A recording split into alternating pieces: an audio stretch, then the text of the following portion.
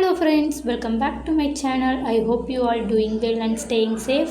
NEET 2025க்கு இன்னும் 8 months தான் இருக்குது. நிறைய பேரோட ப்ரிப்பரேஷன் சூப்பராக போயிட்டுருக்கும். நிறைய பேர் இன்னும் ஸ்டார்ட் பண்ண இடத்துல அப்படியே நிற்கிறோமே, எந்த ஒரு இம்ப்ரூவ்மெண்ட்டும் தெரியவே இல்லையே அப்படின்னு யோசிச்சுட்டு இருப்பீங்க. அண்ட் நிறைய பேர் இன்னும் ப்ரிப்பரேஷனே ஸ்டார்ட் பண்ணியிருக்க மாட்டீங்க. இன்னும் ப்ரிப்பரேஷனே இப்போ தான் ஸ்டார்ட் பண்ண போகிறேன் அப்படிங்கிறவங்களுக்கும், நம்ம ப்ரிப்பரேஷன் இன்னும் அப்படியே அதே இடத்துலையே நிற்கிதே, இதை எப்படி நம்ம நெக்ஸ்ட் லெவலுக்கு கரெக்டாக கொண்டு போகிறது அப்படின்னு தெரியாதவங்களுக்கும் ஒரு ஸ்டடி பிளான் இருந்தால் நல்லாயிருக்கும் அப்படின்னு தோணும்ல.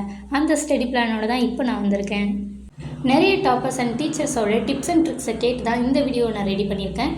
இப்போ தான் நீங்கள் உங்கள் ப்ரிப்பரேஷனை ஸ்டார்ட் பண்ண போகிறீங்கன்னா ஒரு நோட் அண்ட் பென் எடுத்துக்கிட்டு நான் சொல்கிறத ஒன்று விடாமல் நோட் பண்ணிக்கோங்க.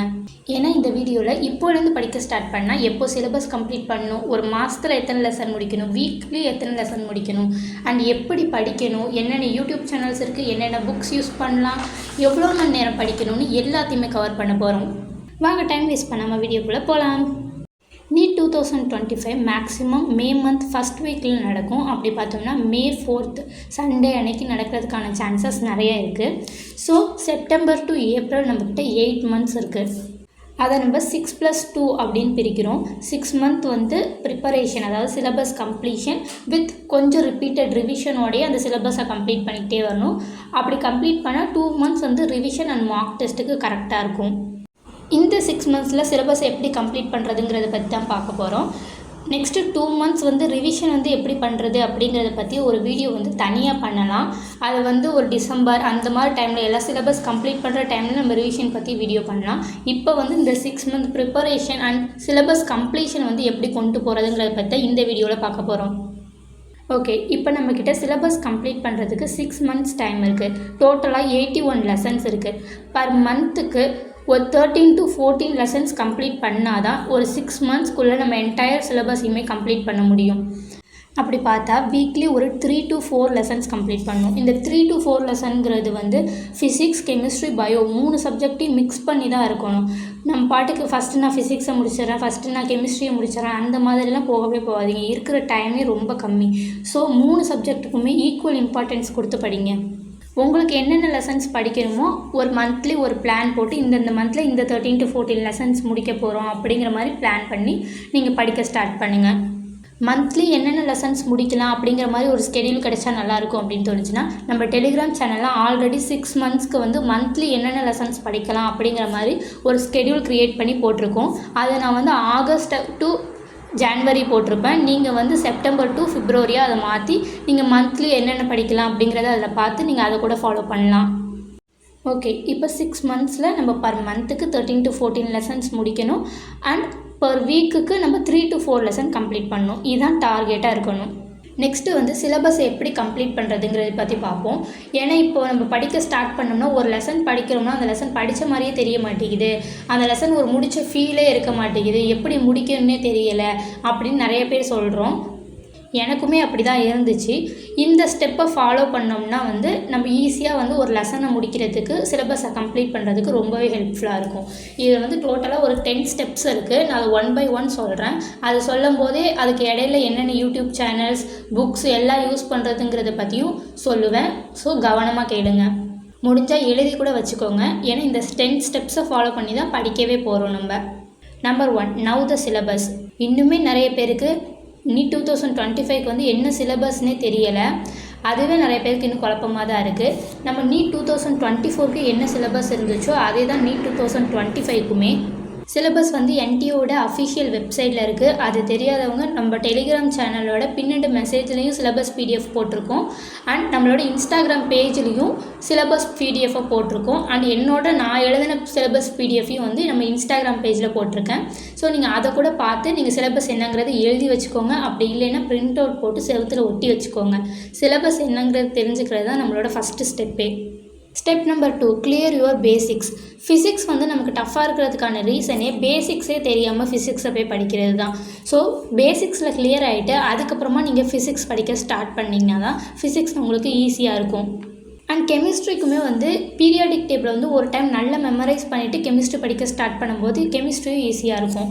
ஸோ ஃபிசிக்ஸை பொறுத்த வரைக்கும் பேசிக்ஸ் பேசிக் மேத் தான். BMMTன்னு ஒரு சேனல் இருக்குது, பிரெய்னி மெடிக் நீட் தமிழ். அந்த சேனலில் ஒரு 4 lecturesல பேசிக் மேத் அந்த சார் கவர் பண்ணியிருப்பாங்க. அதை பார்த்தா நான் பேசிக்ஸ் வந்து படித்தேன். ஸோ நீங்களும் வந்து பேசிக்ஸ் முடிக்கணும் அப்படின்னு நினச்சிங்கன்னா அதில் ஒரு 4 லெக்சர் மேக்ஸ் லெக்சர் இருக்கும். அதை பார்த்து படித்து முடிச்சுட்டு அதுக்கப்புறம் நீங்கள் ஃபிசிக்ஸ் படிக்க ஸ்டார்ட் பண்ணுங்கள். நம்மளோட செகண்ட் ஸ்டெப்பே பேசிக்ஸில் ஸ்ட்ராங் ஆகிக்கிறது தான். ஸ்டெப் நம்பர் 3, அண்டர்ஸ்டாண்ட் த கான்செப்டில் வந்து கிளியராக இருக்கணும். ஃபிசிக்ஸ், கெமிஸ்ட்ரி, பயோ மூணுத்துக்குமே வந்து கான்செப்டில் கிளியராக இருந்தால் தான் நம்ம அடுத்த ஸ்டெப்கே போக முடியும். கொஷின் ப்ராக்டிஸ் பண்ணுறதா இருக்கட்டும், சால்வ் பண்ணுறதா இருக்கட்டும், எல்லாத்துக்குமே வந்து கான்செப்ட் தான் வந்து ரொம்ப ரொம்ப முக்கியம். ஸோ கான்செப்ட் அண்டர்ஸ்டாண்ட் பண்ணிக்கிறதுக்கு நீங்கள் ஆஃப்லைன் கோச்சிங் போனீங்கன்னா உங்களுக்கு அங்கே டீச் பண்ணுவாங்க, ஆன்லைன் கோச்சிங் போனீங்கன்னா நீங்கள் அங்கே டீச் பண்ணுவாங்க. நீங்கள் அதை பார்த்து படிச்சுக்கலாம். இப்போ எந்த கோச்சிங்குமே போகல, யூடியூப் சேனல் மட்டும்தான் பார்த்து படிக்க போகிறேன், எந்த யூடியூப் சேனல் பார்த்து படிக்கலாம் அப்படின்னு கேட்டிங்கன்னா நான் ஃபிசிக்ஸ், கெமிஸ்ட்ரி, பயோ மூணுத்துக்குமே சில பெஸ்ட்டான யூடியூப் சேனல்ஸ் எல்லாம் நான் சொல்கிறேன். அதை நீங்கள் நோட் பண்ணி வச்சுக்கோங்க. இந்த யூடியூப் சேனல்லாம் வந்து நல்லா இருக்குது அப்படின்னு சொல்லி ஏற்கனவே நம்ம ஸ்டடி பிளான் வீடியோ ஒன்று போட்டிருந்தோம் ஜூலை மந்தில். அதில் வந்து நிறைய பேர் சொல்லியிருந்தாங்க. அந்த எல்லா யூடியூப் சேனல்ஸ் தான் எடுத்துகிட்டு வந்து நான் இப்போ சொல்கிறேன். ஸோ ஃபஸ்ட்டு பயாலஜிக்கு எடுத்துக்கிட்டிங்கன்னா biology simplify Tamil, Xylem NEET Tamil, Vedantu master Tamil, Vedantu English, Unacademy English and Rajesh NEET biology. அது வந்து தமிழ் மீடியம் ஸ்டூடெண்ட்ஸ்க்காக. ஸோ இந்த சேனல்ஸ் எல்லாம் பயாலஜிக்கு நல்லா இருக்குன்னு சொன்னாங்க. இதில் பர்சனலாக நான் வந்து Xylem NEET Tamil and biology simplify Tamil பார்த்து தான் படிச்சுட்டு இருக்கேன். நெக்ஸ்ட்டு கெமிஸ்ட்ரிக்கு chemistry teach, Vedantu English, Vedantu Tamil, Unacademy English, Komali ma'am, physics wallah and Rajesh NEET biology. அது வந்து தமிழ் மீடியம் ஸ்டூடெண்ட்ஸ்க்கு. இதில் நான் வந்து chemistry teach and Vedantu English இது ரெண்டுத்தை பார்த்து தான் நான் படிச்சுட்ருக்கேன். நெக்ஸ்ட்டு ஃபிசிக்ஸ்க்கு வந்து Xylem NEET Tamil, brainy medic NEET Tamil, Vedantu NEET Tamil, Vedantu English, open your mind with Muruga MP, learn physics arena, physics Wallah, Rajesh NEET biology. Rajesh NEET biology channel வந்து தமிழ் மீடியம் ஸ்டூடெண்ட்க்கு உள்ளது. ஃபிசிக்ஸ்க்கு நான் வந்து brainy NEET Tamil, Xylem NEET Tamil and Vedantu English இந்த 3 சேனல் பார்த்து தான் படிச்சுட்டு இருக்கேன். ஸோ கான்செப்டை கிளியர் பண்ணிக்கிறதுக்கு இந்த யூடியூப் சேனல்ஸ்லாம் பார்த்து நீங்கள் படிச்சுக்கலாம். நம்மளோட 3rd ஸ்டெப்பே கான்செப்டை கிளியர் பண்ணிக்கிறது தான். Step number 4, read NCERT. வீடியோஸ்லாம் பார்த்து கான்செப்ட் நல்லா அண்டர்ஸ்டாண்ட் பண்ணிட்டதுக்கப்புறமா பயாலஜி அண்ட் கெமிஸ்ட்ரிக்கு என்சிஆர்டியை தரவாக ரீட் பண்ணணும். ஃபிசிக்ஸ்க்கு வந்து என்சிஆர்டி படிக்கணுமா வேண்டாமா அப்படின்னு நிறைய பேர் கேட்டுட்ருக்கீங்க.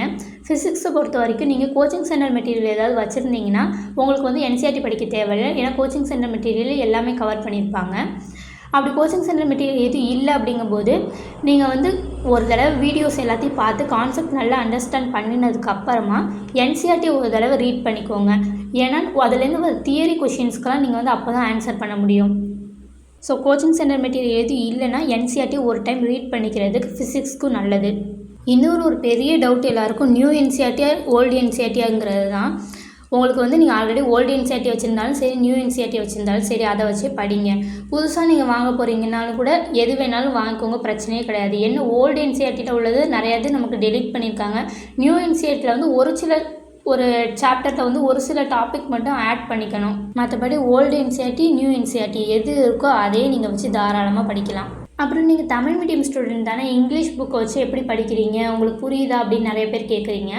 ஆக்சுவலாக வந்து நமக்கு நீட்டை பொறுத்த வரைக்கும் இங்கிலீஷில் படிக்கிறதே எனக்கு கொஞ்சம் பெட்டராக தெரியுது. ஏன்னா நமக்கு யூடியூப்பில் கிளாஸஸ்லாம் பார்க்கும்போது அதில் எல்லாருமே வந்து இங்கிலீஷில் தான் நடத்துகிறாங்க, இங்கிலீஷ் மீடியம் புக்கை வச்சு தான் நடத்துகிறாங்க.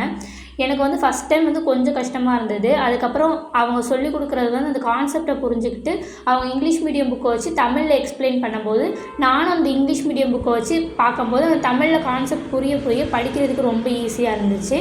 ஸோ இப்போ நான் இங்கிலீஷ் மீடியம் புக்கை வச்சு தான் படிக்கிறேன், ஈஸியாக தான் இருக்குது. Step number 5, takes notes. நிறைய பேர் வந்து ஃபிசிக்ஸ்க்கு நோட்ஸ் எடுப்போம், கெமிஸ்ட்ரி கூட சில பேர் நோட்ஸ் எடுப்பாங்க.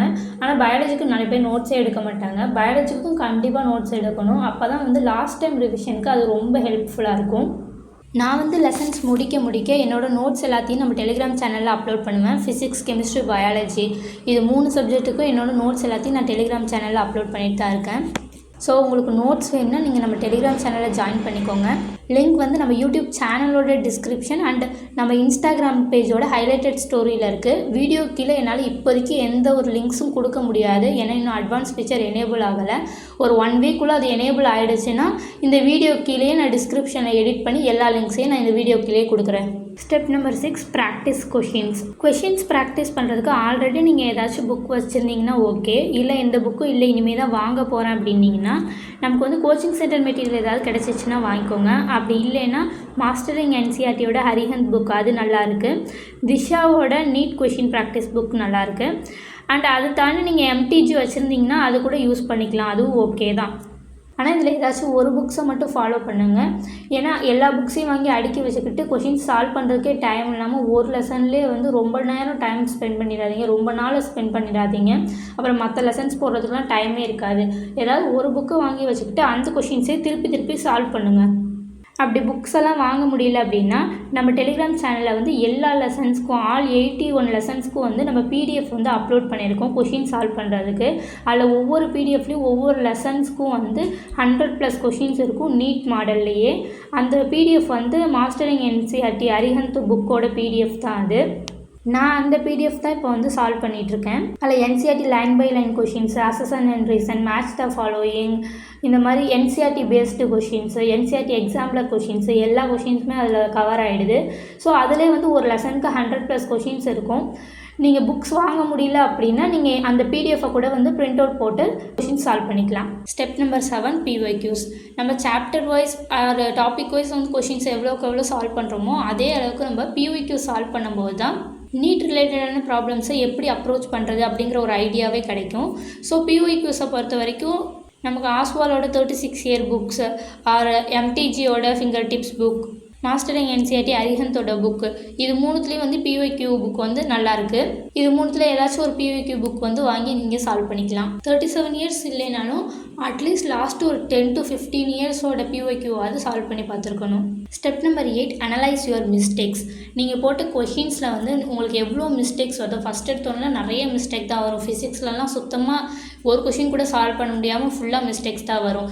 நீங்கள் வந்து எவ்வளோ மிஸ்டேக்ஸ் வருதோ அந்த மிஸ்டேக்ஸ் எல்லாத்தையும் அனலைஸ் பண்ணுங்கள். எந்த இடத்துல தப்பு பண்ணியிருக்கீங்க, உங்களுக்கு கான்செப்ட் புரியலையா, இல்லை கேர்லெஸ் மிஸ்டேக் பண்ணியிருக்கீங்களா, இப்படின்னு ஒவ்வொரு மிஸ்டேக்ஸையும் அனலைஸ் பண்ணுங்கள்.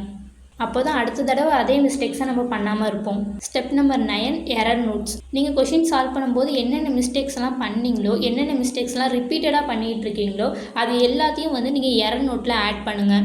அந்த கொஷின்ஸை எழுதி அதுக்கான ஆன்சர்ஸை எழுதி அந்த கொஷினை நீங்கள் எப்படி மிஸ்டேக் பண்ணீங்க அப்படிங்கிறதையும் உங்களுக்கு புரிகிற மாதிரி எழுதி வச்சுக்கோங்க. Step number 10 read it again and again. நீங்கள் அந்த எரர் நோட்டை திரும்ப ரீட் பண்ணிக்கிட்டே இருக்கும்போது தான் உங்களுக்கு கான்ஷியஸாக ஓகே நம்ம இந்த கொஷினுக்கு இந்த தப்பெல்லாம் பண்ணியிருக்கோம், இதெல்லாம் நம்ம திரும்ப பண்ணக்கூடாதுன்னு உங்களுக்கு தோணும். அதே மிஸ்டேக்ஸை நீங்கள் திரும்ப எக்ஸாமில் பண்ணாமல் இருப்பீங்க. நீங்கள் இந்த 10 ஸ்டெப்பையும் ஃபாலோ பண்ணி சிலபஸை பர்ஃபெக்டாக கம்ப்ளீட் பண்ணலாம். அடுத்து எல்லோரும் கேட்குற விஷயம், ஒரு நாளைக்கு எவ்வளோ மணி நேரம் படிக்கணும், ஒவ்வொரு சப்ஜெக்ட்டுக்கும் எவ்வளோ டைம் ஸ்பெண்ட் பண்ணணும்னு கேட்குறீங்க. ஆவரேஜாக நீங்கள் ஒரு ட்ராப்பராக இருக்கீங்கன்னா 8 to 12 ஹார்ஸ் வந்து படிக்கலாம். அண்ட் நீங்கள் இப்போ தான் ஸ்டார்ட் பண்ணியிருக்கீங்க அப்படின்னா 6 ஹார்ஸ்லேருந்து ஸ்டார்ட் பண்ணுங்கள். ஒரு மந்த்து 1 hour வந்து இன்க்ரீஸ் பண்ணிக்கோங்க. 6 ஹார்ஸ் அப்படிங்கிறத கன்சிஸ்டண்ட்டாக மெயின்டைன் பண்ணுங்கள். நீங்கள் கொஞ்சம் நல்லாவே படிப்பீங்கன்னா 9 ஹார்ஸ் to 12 ஹார்ஸ் படிக்கலாம். அதாவது ஒரு சப்ஜெக்ட்டுக்கு 3 ஹார்ஸ் ஸ்பெண்ட் பண்ணி நீங்கள் 9 ஹார்ஸ் கூட படிக்கலாம். இப்போ தான் ஸ்டார்ட் பண்ண போகிறேன், எனக்கு புதுசாக இருக்குது, ஃபஸ்ட்டு வந்து ரொம்ப நேரம் படிக்கிறதுக்கு அப்படின்னா நீங்கள் வந்து ஒரு 6 ஹார்ஸ்லேருந்து ஸ்டார்ட் பண்ணுங்கள். ஒரு சப்ஜெக்ட்டுக்கு 2 ஹார்ஸ் எடுத்துக்கோங்க. 6 ஹார்ஸ் அப்படிங்கிறது கம்மி தான். ஆனால் நீங்கள் புதுசாக தான் ஸ்டார்ட் பண்ண போகிறீங்க அப்படின்னா கன்சிஸ்டண்ட்டாக நீங்கள் அதை வந்து கீப் அப் பண்ணும்போது அது கூட ஒரு நல்ல ரிசல்ட்டை எடுத்துகிட்டு வரும். 12 ஹார்ஸ் ஒரு நாளைக்கு படிச்சுட்டு 2 நாள் படிக்காமல் இருக்கிறதுக்கு 6 ஹார்ஸ் டெய்லி படிக்கிறது வந்து சூப்பர் தான். நெக்ஸ்ட்டு ஒரு இம்பார்ட்டண்ட்டான ஸ்டெப்பு, நீங்கள் இந்த எல்லா ஸ்டெப்பையுமே ஃபாலோ பண்ணி இந்த 2 மட்டும் ஃபாலோ பண்ணலைன்னா உங்களால் எதுவுமே பண்ண முடியாது. அதுதான் கன்சிஸ்டன்சி அண்ட் செல்ஃப் டிசிப்ளின். எல்லாருக்கும் இருக்கிற ஒரு பெரிய ப்ராப்ளமே கன்சிஸ்டண்ட்டாக படிக்கிறது, டிசிப்ளினாக உட்காந்து படிக்கிறது தான். எல்லோரும் அவங்கவுங்க வீட்டில் தனித்தனியாக உட்காந்து படிச்சிட்ருக்கோம். ஸோ கன்சிஸ்டண்ட்டாக டிசிப்ளினாக இருக்கிறது வந்து எல்லாருக்குமே ரொம்ப ஒரு கஷ்டமான ஒரு விஷயந்தான். நம்மளும் என்ன படிக்கிறோம் என்ன பண்ணுறோம் அப்படிங்கிறத ஒருத்தவங்கக்கிட்ட சொல்லிக்கிட்டே இருந்தோம்னா நம்ம அதே மோட்டிவேஷன்லேயே சரி நம்ம அடுத்து அவங்கக்கிட்ட சொல்லணும் அப்படிங்கிற ஒரு காரணத்துக்காகவே நல்லா உட்காந்து படிப்போம் இல்லையா. ஸோ உங்களுக்காக ஒரு மந்த்லி வீக்லி டெய்லி பிளானை வந்து க்ரியேட் பண்ணிக்கோங்க. இந்த மந்த் நான் இதெல்லாம் படிக்க போகிறேன் அப்படின்னு எவ்ரி வீக் நம்மளோட வீடியோ வந்து 6 AM சண்டே ரிலீஸ் ஆகும். நீங்கள் அந்த வீடியோ கீழே நீங்கள் கமெண்ட் பண்ணலாம், இந்த மந்த் நான் இதெல்லாம் படிக்க போகிறேன், இந்த வீக் இதெல்லாம் படிக்க போகிறேன் அப்படின்னு நீங்கள் கமெண்ட் பண்ணலாம். அதெல்லாம் முடித்ததுக்கப்புறம் இதெல்லாம் நான் முடிச்சிட்டேன் அப்படின்னு வந்து நீங்கள் திருப்பி கமெண்ட் பண்ணலாம். அண்ட் டெய்லி இதெல்லாம் படிச்சிட்ருக்கேன் அப்படின்னு நீங்கள் டெய்லியும் அந்த டேவை ஸ்டார்ட் பண்ணுறதுக்கு முன்னாடி நீங்கள் கமெண்ட்டில் போட்டு திருப்பி அதை முடிச்சிட்டிங்கன்னா திரும்ப வந்து நீங்கள் கமெண்ட்டில் போடுங்க முடிச்சிட்டேன் இன்றைக்கி உள்ளதை அப்படின்னு. அப்படி முடிக்க முடியலைனாலும் இந்த ரீசனால் என்னால் முடிக்க முடியல, நாளைக்கு இதை நான் சேர்த்து முடிச்சிடுவேன் அப்படிங்கிற மாதிரி நீங்கள் போடுங்க. அதை நானும் பார்ப்பேன். அண்ட் நம்மளை மாதிரியே நீட்டுக்கு ப்ரிப்பேர் பண்ணிகிட்டு இருக்கிற நிறைய ஸ்டூடெண்ட்ஸும் அதை பார்ப்பாங்க. ஸோ அந்த ஒரு மோட்டிவேஷன்லேயே நீங்கள் டெய்லியும் படிக்கணும் அப்படின்னு உங்களுக்கு தோணும். நான் மட்டும் இல்லாமல் இதே மாதிரி நீங்களும் டெய்லி, வீக்லி, மந்த்லி நீங்கள் என்னென்ன படிக்கிறீங்கிறத கமெண்ட் பண்ணிக்கிட்டே இருக்கும்போது இங்கே யாருக்குமே நம்ம தனியாக உட்காந்து படிக்கிறோம் அப்படிங்கிற ஒரு நினப்பு இல்லாமல், ஓகே நம்ம ஒரு ஃப்ரெண்ட்ஸ் சர்க்கிளாக சேர்ந்து உட்காந்து படிக்கிறோம் அப்படிங்கிற மாதிரி ஒரு ஃபீலிங் இருக்கும். அண்ட் சீக்கிரமே நம்ம சேனலில் ஸ்டடி வித் மீ மாதிரி லைவ் செஷன்ஸ் எல்லாமே கண்டக்ட் பண்ண போகிறோம். ஸோ அதுலேயும் எல்லோரும் குரூப்பாக சேர்ந்து ஒரு 1 hour or 2 hours study with me live session மாதிரி வச்சு அதுலேயும் கூட எல்லோரும் சேர்ந்து படிக்கலாம். இது மாதிரிலாம் இருக்கும்போது நம்ம தனியாக உட்காந்து படிக்கிறோம் அந்த மாதிரி ஒரு ஃபீலிங் இல்லாமல் இருக்கும்போது தான் நம்ம இன்னுமே நல்லா பெட்டராக படிக்க முடியும். அண்ட் கன்சிஸ்டன்சி அண்ட் செல்ஃப் டிசிப்ளினையும் கொஞ்சம் கூட இம்ப்ரூவ் பண்ணிக்கிறதுக்கு இதுவும் ஒரு நல்ல வழியாக இருக்கும் அப்படின்னு நான் நினைக்கிறேன். நீங்கள் என்ன நினைக்கிறீங்க அப்படிங்கிறதையும் கமெண்ட்டில் சொல்லுங்கள். ஆல்மோஸ்ட் நான் ஸ்டடி பிளானில் எல்லாத்தையுமே கவர் பண்ணிட்டேன். ஐ ஹோப் இந்த வீடியோ உங்களுக்கு ஹெல்ப்ஃபுல்லாக இருக்கும்னு நினைக்கிறேன். உங்களுக்கு இந்த வீடியோ ஹெல்ப்ஃபுல்லாக இருந்துச்சுன்னா மறக்காமல் இந்த வீடியோக்கு லைக் பண்ணிவிட்டு உங்கள் ஃப்ரெண்ட்ஸுக்கும் ஷேர் பண்ணிடுங்க. ஏன்னா நீங்கள் லைக் பண்ணால் மட்டும்தான் இது இன்னும் நிறைய பேருக்கு போய் சேரும். ஸோ மறக்காமல் லைக் பண்ணிவிட்டு நம்ம சேனலை சப்ஸ்கிரைப் பண்ணி வச்சுக்கோங்க. இந்த வீடியோ எப்படி இருந்ததுன்னு மறக்காமல் கமெண்ட் பண்ணிவிட்டு போங்க.